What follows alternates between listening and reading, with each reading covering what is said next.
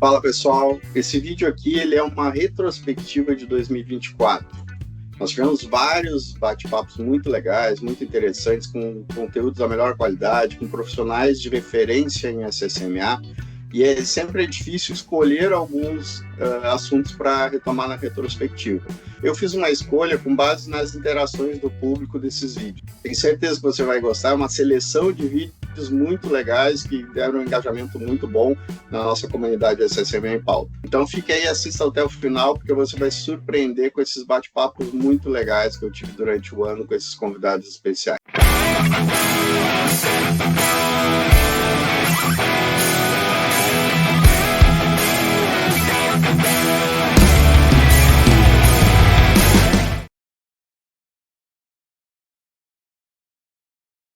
Quando eu criei o canal aqui, o SSMA em Pauta, com o objetivo de compartilhar conhecimento de qualidade para a nossa comunidade SSMA, né? Uhum. E para que isso aconteça, eu convido, né, diversos profissionais de referência para falar sobre temas importantes, atuais, e que por muitas vezes têm perspectivas diferentes. E para mim isso está tudo certo, isso para mim é muito legal. A diversidade de ideias para esses temas complexos, como os que a gente discute aqui, para mim é o que gera os aprendizados, né? O certo e o errado, né, fora da esfera das ciências exatas, ele pode nos deixar cego, né, e até impedir de a gente evoluir no pensamento crítico, né, e também, consequentemente, no nosso desenvolvimento como profissionais de SSMA. Eu falo isso porque, né, porque eu espero que as pessoas que nos assistem entendam que trazer perspectivas diferentes sobre né, alguns temas e dando voz para ideias diferentes é um dos objetivos do canal SSMA em Pauta. Provocar reflexão para aprendizagem, né? Então, como comunidade, a gente não pode ter polarizações, né? Basta na política como a gente vive, né? Então, no canal SSMA em Pauta, a gente quer que as pessoas aprendam com diferentes perspectivas. Esse é um dos grandes objetivos do canal. Então, eu fiz essa pequena introdução só para a gente falar de um tema que gera, infelizmente, ainda polarizações entre profissionais sobre segurança tradicional e a nova visão de segurança. Eduardo, existe essa dicotomia? Mas sobre o que você perguntou, né, sobre se existe essa dicotomia e tal, na minha opinião, né, e aí é uma questão de opinião, e outras pessoas podem pensar diferente, e não tem nenhum problema com isso, né? Eu não acho que existe essa dicotomia, né? Eu acho que isso foi criado de alguma maneira, né, com algum objetivo, enfim, mas que, na minha opinião, esse tipo de coisa é criada muito para facilitar, né, em algum momento, a compreensão de ideias, né, porque o que a gente tem nesse mundo hoje de internet, de redes sociais, é uma universalidade de opções, né? Se você entrar num site de compra eletrônica e tentar comprar um telefone, um tênis, uma camisa, você tem milhões de opções, e aí a gente fica com aquelas opções todas para escolher e sem saber o que decidir, né?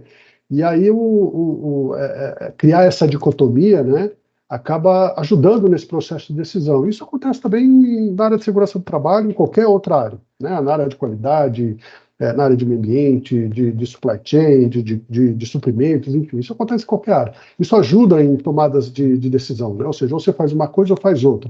No universo em que você tem milhões de opções, né, você dizer para o indivíduo que ele pode escolher uma coisa ou outra, isso facilita demais a vida das pessoas, né? E também constrói identidade. Você falou de política, né? Isso é interessante hoje. Hoje, se alguém te pergunta se você é petista ou lulista e você fala que não, então a pessoa já conclui que você é bolsonarista. Ou o oposto também. Se te pergunta se você é bolsonarista, você diz que não, então já te rotulam de comunista. Mas como assim? Só tem uma opção ou outra? Existem outras opções também. Então, essa construção de identidade isso acaba acontecendo com segurança também, né? Se você é um credo em relação ao que é chamado novas visões, FOP, segurança diferente, ok, então você está aqui. Agora, você não acredita em tudo, então você está na segurança tradicional, da classe. Ou você é uma coisa ou você é outra, né? Eu não sei no que ajuda isso, é uma simplificação que eu acho que cria mais conflito, né? e muitas vezes isso acontece por uma questão de limitação de pensamento, né? Ou seja, você pensar uma coisa ou outra é praticamente uma linguagem binária, né? E o que a gente tem hoje no planeta, né, nesse momento de tecnologia que a gente tem agora, de intercâmbio de informação, enfim, é um pensamento fluido, tem que ser um pensamento aberto, você tem que estar aberto para o que existe, né? E não simplesmente trabalhar com terra arrasada para poder colocar o que você entende que é novo, né? E o que é trazido como novo para nós, né, não necessariamente é novo, né? Ou seja, a gente tem que se perguntar, é novo para quem, né? O fato de ser novo para uma pessoa não quer dizer que é novo para todo mundo, né? E tudo bem se é novo para você, né? Tem muita coisa que eu não conheço, e a partir do momento que eu conhecer, vai ser novo para mim. Mas eu não posso dizer que aquilo é novo para todo mundo, né? E se a gente for pensar sobre o ambiente, sobre o contexto sociotécnico, né, como se assumiu falar nesses tempos, né, influenciando comportamento, direcionando o comportamento, definindo o comportamento das pessoas, isso não é de agora, né, isso vem desde o início do século passado, né, ou seja, o estudo sobre a influência do meio, né, e aí meio entenda tudo que está ali dentro, né, sobre o comportamento das pessoas vem desde a década de 20, né? Você tem, por exemplo, um psicólogo social chamado Kurt Lewin, que nasceu em 1890, né? Faleceu na década de 50, né? Ele é um psicólogo social alemão que já estudava naquela época, que já percebia naquela época a influência do ambiente social, do ambiente psicológico, do ambiente estrutural no comportamento humano, né? Ou seja, ele já entendia que não era simplesmente uma questão de livre-arbítrio, de escolha pessoal, né? Eu faço aquilo que eu quero. Não, você tem a influência do meio, você tem a influência de outras pessoas, né? E mostrando que é importante entender esse contexto para poder compreender e talvez até direcionar o comportamento das pessoas no bom sentido, né? A gente vê isso acontecendo no marketing o tempo todo, né? Às vezes a gente compra coisas que a gente não precisa. Por quê? Né? E ao longo dos anos todos que vieram, né, década de 20, década de 60, década de 1970, esse conhecimento foi se aprimorando, né? Ele não é estanque, ele não é estático. Ele foi tendo aí novas visões, né? Ele foi tendo novos conhecimentos foram agregados. Então a gente tem coisas como foi estudado por Milgram, né? Existe até um filme na Netflix, acho que não está na Netflix mais, sobre o experimento do Milgram para estudar o poder da autoridade, né? Ou seja, aquilo que qualquer líder tem, independente dele querer ou não, o quanto que a autoridade de uma pessoa, de um líder, ele influencia uma pessoa a fazer algo que não necessariamente vai ao encontro dos valores que ela tem, né? Ou seja, as pessoas fazem coisas contra os próprios valores em função da demanda de alguém que exerce uma autoridade. A mesma coisa sobre, né, o Solomon Asch, que estudou o poder da conformidade, né, o quanto que a gente faz coisas contra a nossa vontade, contra nossos valores, para poder pertencer ao grupo, né, para poder ser entendido como alguém que faz parte daquele meio social, daquele meio, enfim, né, isso, se a gente for pensar, isso atinge desde da criança até o mais velho dos indivíduos, né? O poder da conformidade, né? Então, esse estudo do comportamento, ele é algo que vem evoluindo ao longo dos anos. Você não existe, eu nunca ouvi falar de nova psicologia, nova visão da psicologia, né? Não existe, a nova visão da engenharia. Não tem, né? Ou seja, é uma evolução. Não existe essa dicotomia, essa quebra, né? A partir de agora, o que veio é novo e o que tinha antes é tradicional, é clássico, né? Enfim, eu acho que essa dicotomia não existe. Uma tendência para o futuro, talvez, né?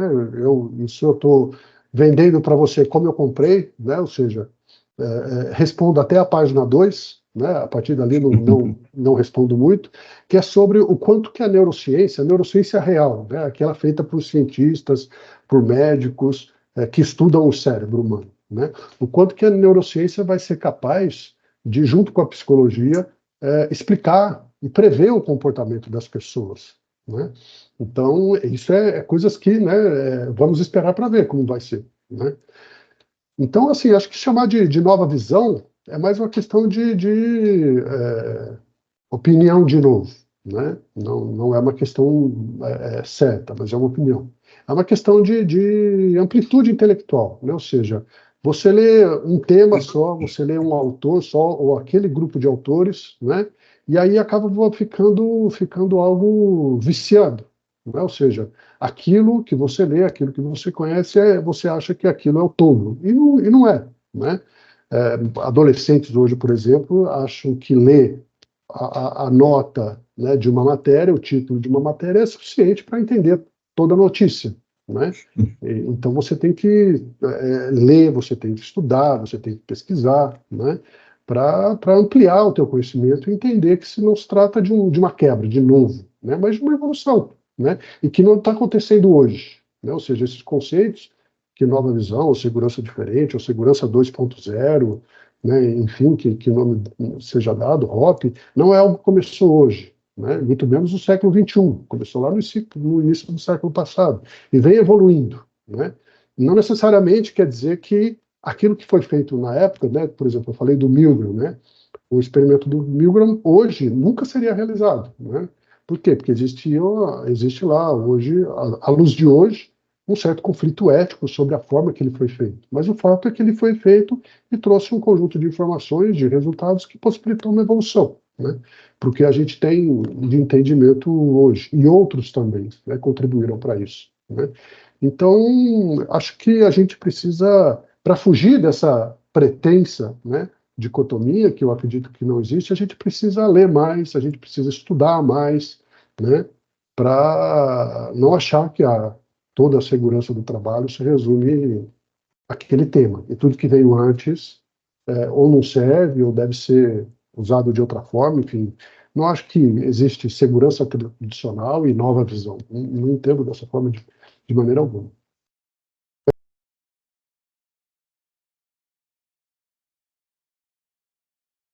Te acompanho nas redes, né, Tomás? E te vejo sempre envolvido em pautas sobre fatores humanos.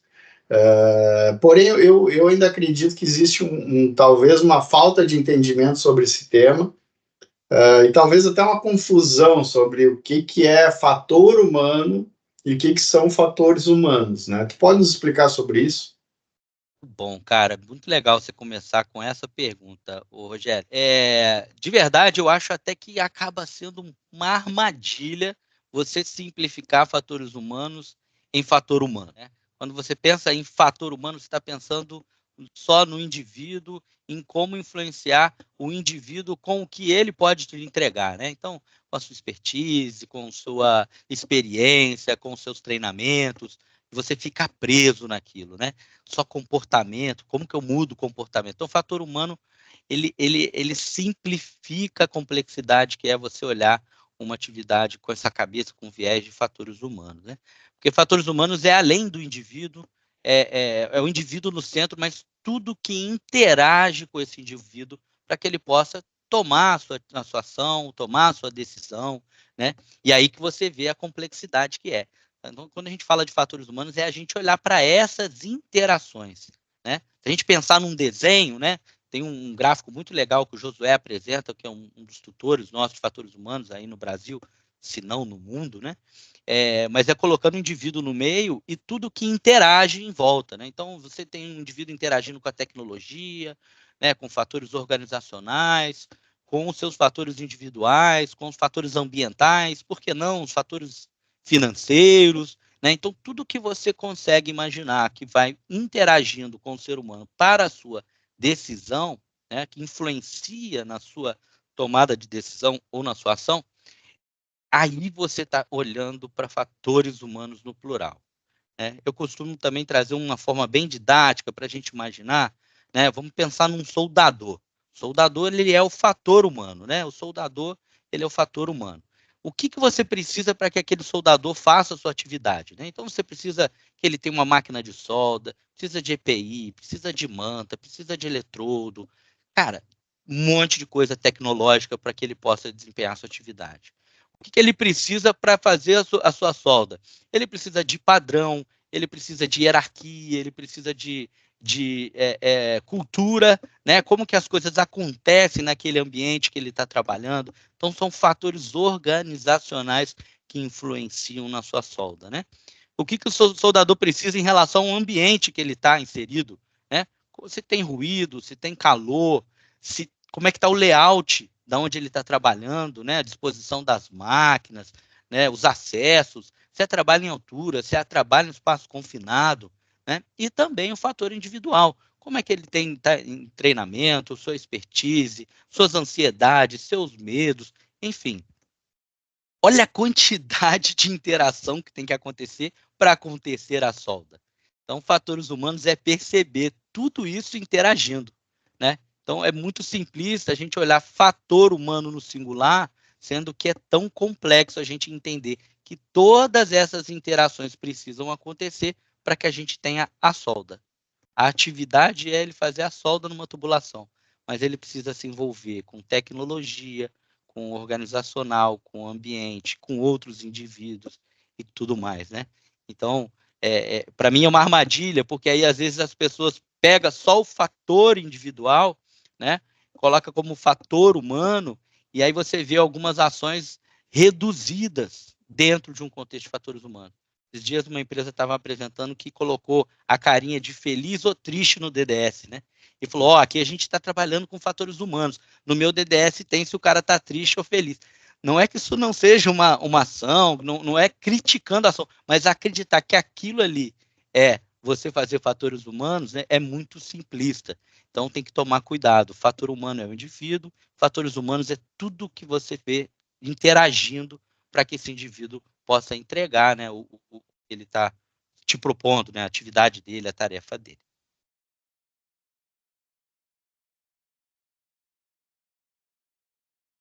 Bom, tem um profissional muito conhecido, né, e também envolvido com a nova visão de segurança. Como e quando que tu conheceu, né, a nova visão e o que mudou isso na tua vida profissional e no teu dia a dia, né, nas indústrias de óleo e gás aí, que são as indústrias de maior risco que a gente tem aí, né? Bom, é legal. Foi uma mudança drástica, foi uma mudança positiva. Eu estava praticamente desinteressado pela área, eu estava me sentindo, acho que não estava inserido ali. Já tinha um tempo que eu trabalhava na área, mas eu não estava. Eu observava algumas coisas que eu não conseguia compreender, não conseguia executar, não conseguia, enfim, acreditar, e aí eu estava doido para sair da área e me dei a minha última chance. A minha última chance foi fazer uma pesquisa na internet mesmo, se somente eu tinha esse sentimento. Aí encontrei algumas literaturas que mostrava também essa frustração do profissional de segurança, e teve um evento nesse período que foi também o Gustavo Duca, né, nosso amigão aí, um parceirão. Ele escreveu para a revista Proteção um texto que, quando eu li o texto, falei, cara, é exatamente isso aqui, cara. Esse cara tá escrevendo, né? Ele escreveu 2 textos na produção. Quando eu vi o texto, vi que tinha lá o e-mail dele, né? Não sabia nem como ele era, se ele era um coroa, como é que, enfim, qual era a experiência dele. Vi lá engenheiro de segurança, e aí eu mandei um e-mail só agradecendo, dizendo, cara, parabéns pelo texto, você me representa, e aí ele já me respondeu, pega meu zap aí, né? E aí a gente daí não parou mais de conversar até hoje, essa amizade aí forte. Que legal, cara. O Duca é um parceirão também, né? Meu vizinho agora aqui em Floripa. Bom, eu te acompanho aí no LinkedIn já há algum tempo também. Cara, eu acho as tuas postagens super interessantes, já te falei isso, né? Instigantes, provocativas, por vezes talvez ideologistas, né? E muito, muito, muito, muito mesmo inteligentes, cara. Eu te acho um cara muito inteligente. E lá no teu LinkedIn existem algumas afirmações que eu gostaria de entender o contexto que se aplica isso no desenvolvimento das atividades e na segurança, mas de uma maneira prática, né, para que todos possam entender. Podemos falar sobre isso, Caio? Com certeza, bora lá. Bom, a primeira afirmação é: as pessoas são a solução, não o problema. Beleza, eu vou fazer o seguinte, eu vou sempre trazer um exemplo aqui prático de alguma coisa que aconteceu comigo, ou que eu tive a experiência aproximada, e, né, nesse sentido dessa reflexão, né? Então, as pessoas são solução, não são problema, né? Então, assim, teve um caso que eu estava na plataforma, e aí teve um acidente foi um acidente simples, né? Se eu não me engano, esse acidente que o cara corta, um corte na canela, bateu, dando uma topada, né? mas os indicadores de frequência, porque a gente não tinha nenhum acidente grave à época, né, eles já estavam alarmando, né, os de frequência, vários acidentes simples que a gente tinha naquela campanha. E aí o gerente da plataforma convocou todo mundo da plataforma para poder aproveitar esse momento do acidente para conversar, né, a galera sentiu um sentimento assim, pô, mas, né, foi mais grave do que isso? Não, foi aquilo mesmo, né, é porque normalmente quando para assim é porque é mais grave.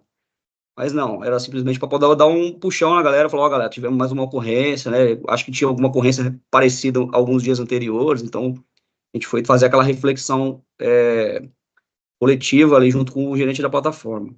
E aí, a gente observando o diálogo, né, o gerente, ele falou assim, ele deu um exemplo assim, falou, ó, eu estava no escritório e eu observei ali que próximo da copa tinha uma lixeira, e eu observei que na lixeira de plástico tinha uma maçã ali na lixeira de plástico, né?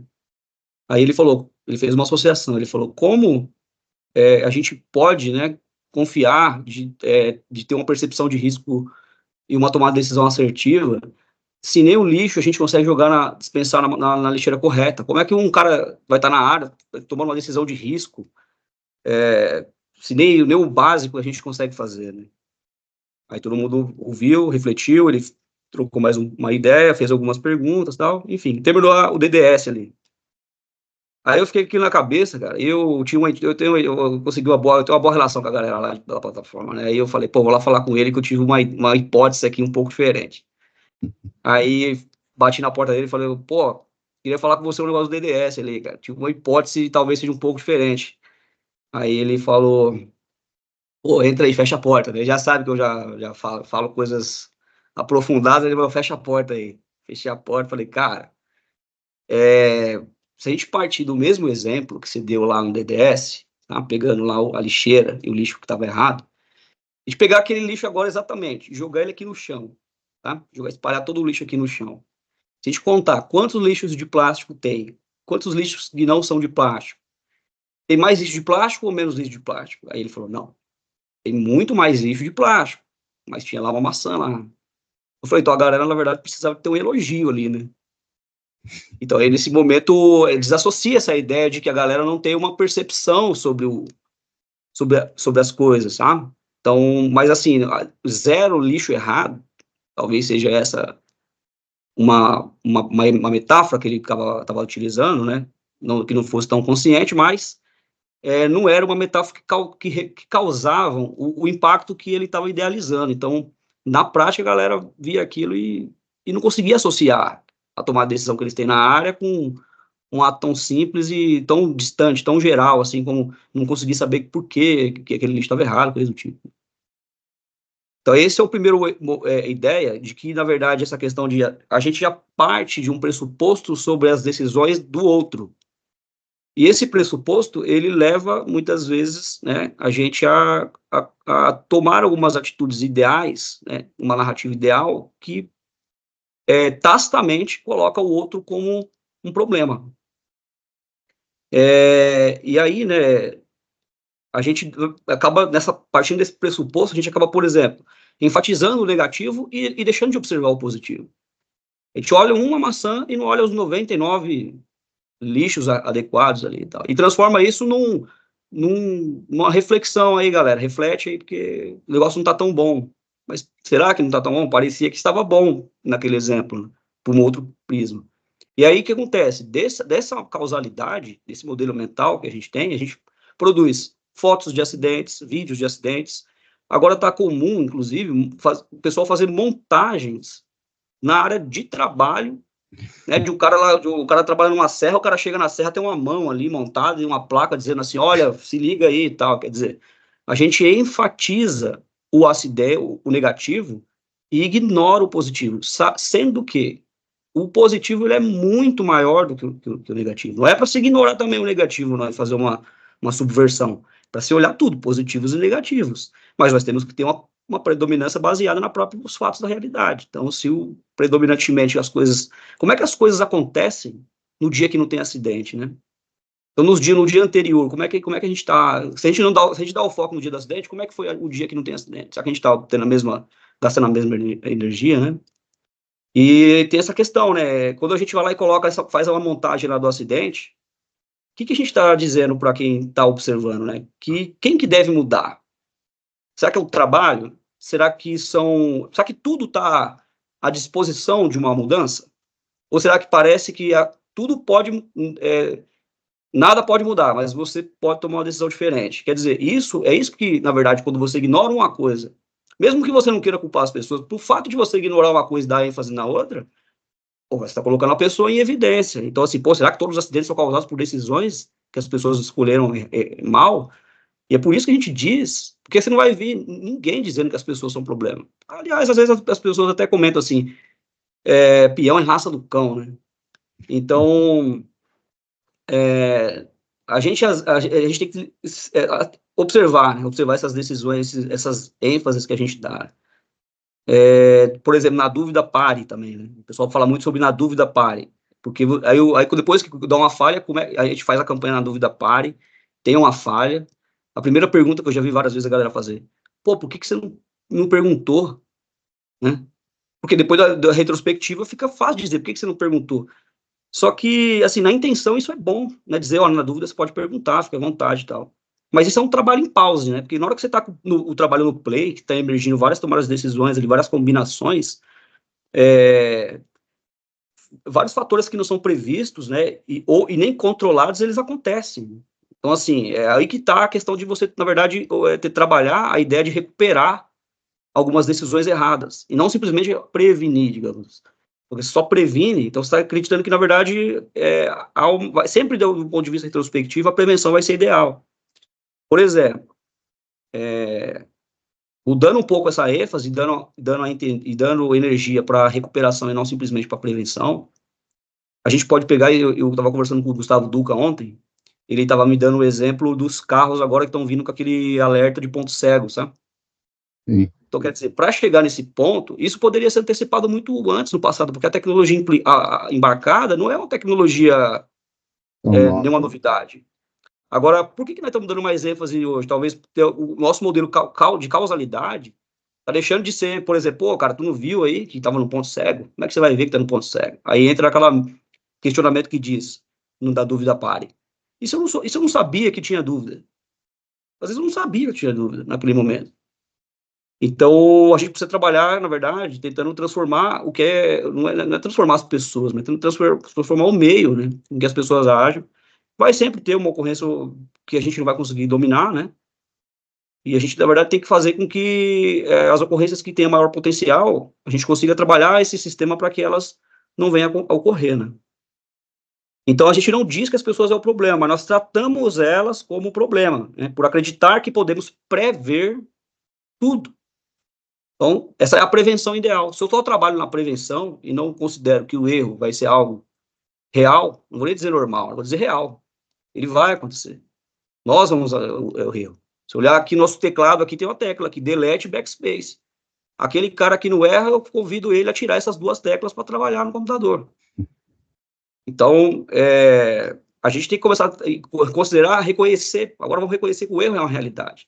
Antes de qualquer julgamento moral. Aí a gente reconhece essa realidade e agora começa a transformar essa realidade baseada na expectativa de um erro. Então, a gente vai começar a observar que as pessoas erram pra caramba e o resultado sai positivo. Por isso que elas não são um problema. Tira as pessoas, já que as pessoas são um problema, né? Ou que a gente, na verdade, não diz isso, mas que entende, porque a gente, na verdade, age pensando como se elas fossem um problema, né? Age tentando mudar a mente delas para elas tomar as decisões que já estão a priori definidas como certas, mas a gente sabe que uma série de combinações já não estão definidas a priori, tire as pessoas, o negócio não roda, não tem nada. Então, na verdade, elas são a solução. Engraçado que a gente escuta muito o líder falando, né, o contrário, né, de que o maior ativo da empresa são as pessoas, né, em algum momento é bonito falar, né, sobre isso, mas no fundo a gente acaba, né, transferindo o problema para as pessoas, né.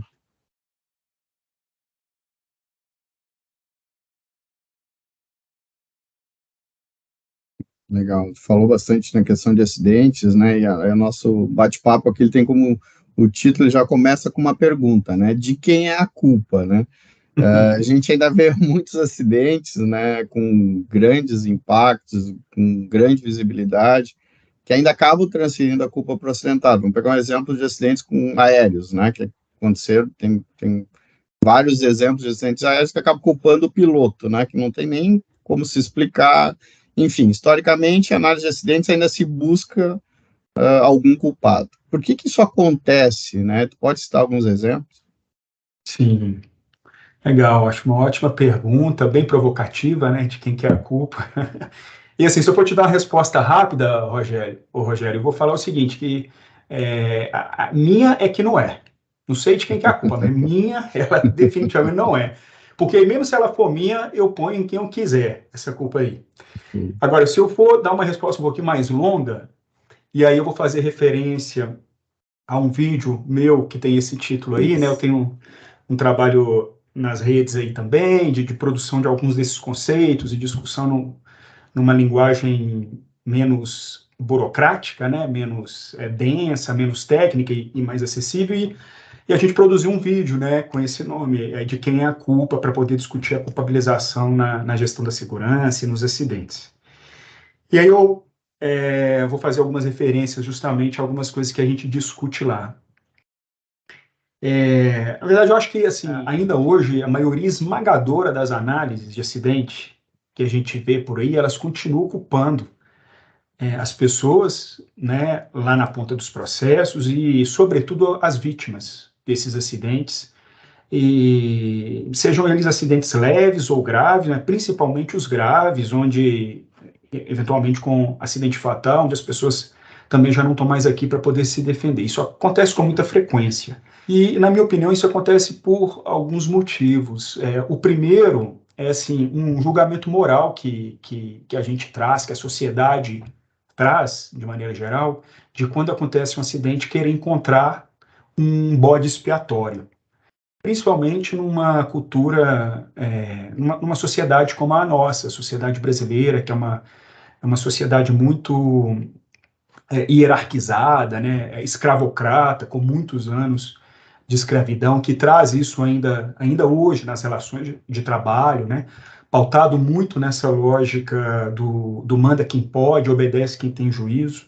Então, acho que tem uma questão moral nessa discussão que ela não pode ser negligenciada quando a gente fala disso. No geral, as pessoas querem saber quem que foi aquela besta, né, que apertou o botão errado na hora errada e que gerou acidente e que vai levar, então, a punição exemplar, né, para acalmar todos os ânimos, né? Então, acho que tem esse lado, né? E quando isso acontece, a gente deixa de aprender com o acidente, a gente culpa, a gente encontra o bode expiatório, mas a gente não aprende, né? Então, essa é uma questão importante. E eu acho que outra questão que está associada são questões relacionadas às dinâmicas de poder que estão presentes na sociedade, nas grandes corporações, né, detentoras aí de muito capital e, consequentemente, de muito poder, né, por um lado, e, por outro lado, a sociedade civil, que muitas vezes está representada pela vítima mesmo, né, nessas análises, de maneira individualizada, né? Então, é uma briga meio injusta. Uma empresa, obviamente, ela sempre vai querer manter a sua imagem, por um lado, né, a sua imagem de uma empresa segura, né, uma empresa sustentável, às vezes segura para as pessoas, mas segura para o meio ambiente também. Mas, por outro lado, as práticas vão demonstrando, em muitas situações, que não é bem assim. A gente tem um exemplo recente agora, né, que é o caso da Braskem. Quer dizer, recente, assim, agora é a gota d'água, né, mas já tem muitos anos que a Braskem está nesse processo aí de destruição de alguns bairros ali de Maceió, né? Recentemente, então, mais de 60 mil pessoas foram expulsas lá da casa, e ela se defende ao mesmo tempo como empresa campeã do capitalismo verde, do capitalismo consciente, do capitalismo sustentável. Inclusive, recentemente, lá na COP, aliás, está acontecendo agora, né, a COP 28 lá nos Emirados Árabes, foi uma comitiva do clima no Brasil com algumas empresas, e a Braskem está lá para poder se defender como uma empresa sustentável. Então, a gente tem essas questões de uma construção, né, de uma narrativa, mas relações de poder que são muito desequilibradas e que fazem com que, no final das contas, as práticas acabam sendo diferentes. Além disso, a gente tem questões que são econômicas, né, que estão por trás dessa discussão, que é a necessidade que as empresas acabam vendo em evitar possíveis prejuízos econômicos advindos da necessidade de reparação desses acidentes, né? A gente tem muitos exemplos disso, né, de acidentes que se tornam brigas, obviamente, jurídicas entre as partes e que vai ficar ali um jogo de empurra para poder responsabilizar o outro, né? Tem vários exemplos disso. Tem um exemplo que a gente estudou muito, que é o acidente do Air France, né, o 447, aquele avião que em 2009 saiu do Rio de Janeiro com destino a Paris e logo que atravessou a costa brasileira ali, 2 e pouco da manhã, debaixo de muita chuva, tempestade, acabou caindo no mar, matando todo mundo, 228 pessoas, se não me engano, que estavam a bordo. E um acidente que aconteceu em 2009 e teve todo um processo de análise e depois de um processo jurídico que acabou recentemente até, mas que entre 2009 e 2012, se não me engano, a Air France, o BEA, que é o Instituto Oficial de Análise de Acidente Europeu, de Acidente Aéreo, ele divulga 4 relatórios de análise desse acidente, todos os 4 culpando o piloto, inclusive os pilotos, né, eram 3 pilotos, inclusive o último relatório deles, que é o de 2012, que eles contrataram uma empresa dita de fatores humanos, um grupo de fatores humanos para poder avaliar o acidente. E aí o grupo de fatores humanos, assim como normalmente acontece mesmo, porque os fatores humanos, a gente pode entrar nessa discussão depois, se for o caso, mas os fatores humanos é um campo disciplinar que vai estudar a consequência do contexto no comportamento das pessoas, né? Então, de que maneira que o contexto aumenta ou diminui a probabilidade de alguns comportamentos aparecerem. Mas isso aí é instrumentalizado e apropriado de outras formas pelas organizações, de maneira a voltar a culpa para as pessoas. Fatores humanos nada mais é do que a pessoa fez a coisa errada na hora errada. Ele é tomado dessa forma. E como foi nesse caso, desse acidente do AF 447. E que entre 2012, né, assim que é soltado o último relatório, até hoje, tiveram vários fechamentos e aberturas de inquérito lá pelos tribunais de justiça da França para poder fazer essa discussão de quem que iria se responsabilizar. A Air France, que é a empresa aérea, a Airbus, que era a construtora, né, e as famílias das vítimas que estavam envolvidas. Então, o tempo inteiro, durante esse processo inteiro, os pilotos foram culpados o tempo todo, até que em 2017, se não me engano, o inquérito foi encerrado, mas foi reaberto novamente em 2018 ou 2019, e que fechou agora, em abril desse ano, de 2023. Deixa eu pegar aqui, que não, mas eu já não tenho ele aqui mais não, mas eu tinha separado ele aqui, mas acabou que eu perdi. Mas basta a gente fazer uma pesquisa simples aí que vai ver que tanto a Airbus quanto a Air France foram absolvidas nesse último processo. A força econômica é muito grande nesses casos, né? O custo de reparação, né, é enorme, né? Além de outras coisas, na questão de impacto de imagem da empresa.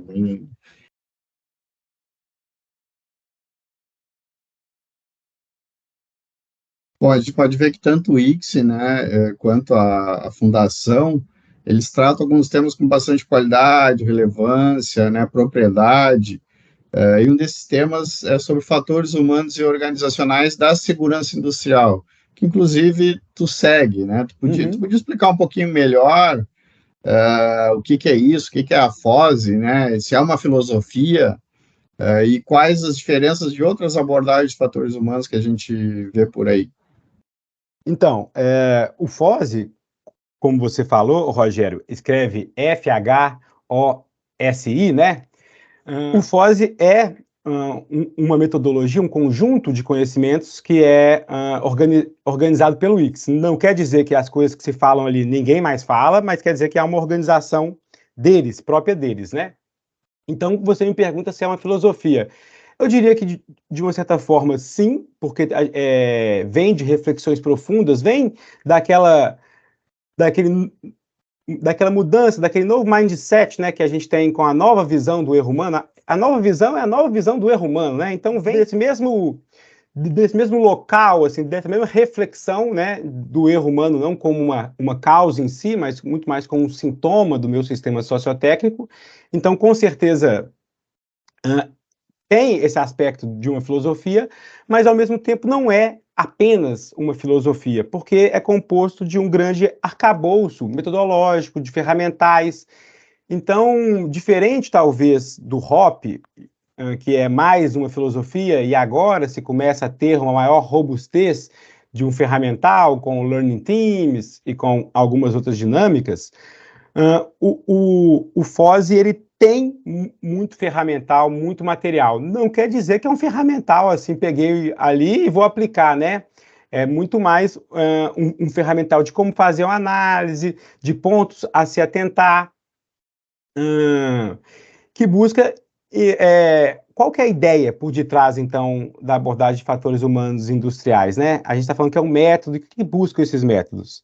Esses métodos buscam reconhecer e fomentar a contribuição positiva dos operadores e dos coletivos de trabalho na construção da segurança industrial. Ou seja, são métodos que vão reconhecer o tal do WIDE lá, o tal da atividade, como um elemento que é promotor de segurança e deve ser entendido e recolocado de uma forma adequada no meu sistema, e não só o ser humano como um promotor de insegurança, né? Como elo fraco. Então, essas ferramentas, elas focam nessa valorização do saber humano, o que não é uma desvalorização de forma alguma das regras. É só um foco que valoriza também o saber humano.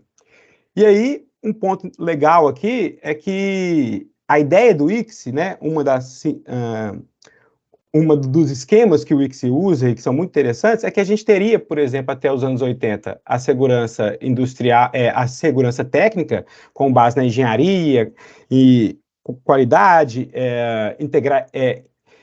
integralidade das instalações, anos 80 a 2000, sistemas de gestão, regras, né, regras de segurança, regras como fazer, sistemas, e a partir dos anos 2000, a atividade humana, que é a hora que a gente fala nos fatores humanos e ocupacionais da segurança. Então, esses fatores humanos e ocupacionais, eles estão para reoxigenar esses dois momentos, e nunca para negá-los.